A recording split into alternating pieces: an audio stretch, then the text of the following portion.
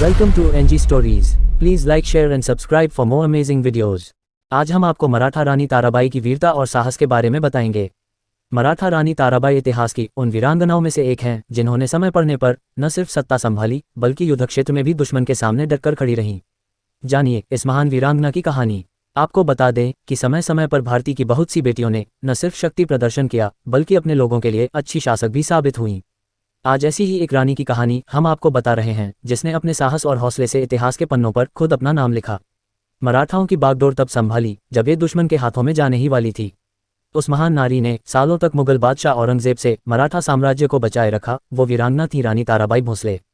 उन्होंने केवल 25 वर्ष की आयु में मुगल सम्राट औरंगजेब के खिलाफ कई युद्धों का सफलतापूर्वक नेतृत्व किया और मराठा साम्राज्य को विघटन से बचाया।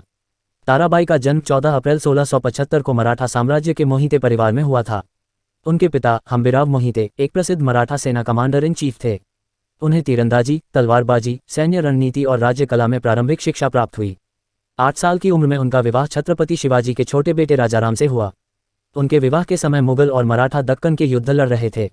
जब मुगल बादशाह औरंगजेब की सेना ने 1689 में रायगढ़ की घेराबंदी की तो छत्रपति संभाजी मारे गए और उनकी पत्नी येसुबाई और बेटे शाहू को बंदी बना लिया गया।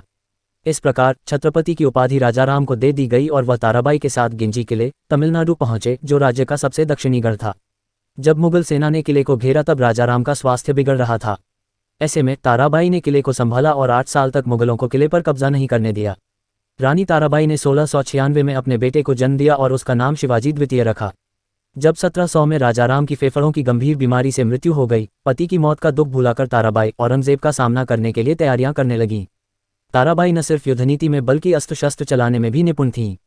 वो कई बार सेना में सबसे आगे खड़ी हुईं और दुश्मन पर काल बनकर टूट पड़ीं। ताराबाई ने अपने 4 साल के बेटे शिवाजी द्वितीय को उत्तराधिकारी के रूप में नामित किया और खुद राज्य की बागडोर संभाली। उन्होंने 8 साल तक सत्ता को अपने हाथ में रखा। उन्होंने औरंगजेब के तरीकों को ही उसकी सेना के खिलाफ सफलतापूर्वक इस्तेमाल किया। रानी ताराबाई औरंगजेब की आंखों की किरकिरी बन गई थीं। अपनी आखिरी सांस तक वह मराठा साम्राज्य के लिए काम करती रहीं। साल 1761 में उन्होंने अपनी आखिरी सांस ली। ताराबाई भोसले के वीरतापूर्ण प्रयासों ने औरंगजेब के प्रकोप से मराठा साम्राज्य को बचाए रखा। ताराबाई ने जीवन में कई उतार चढ़ाव देखे लेकिन उनकी निगरानी में मराठा सूरज पर ग्रहण नहीं लगा।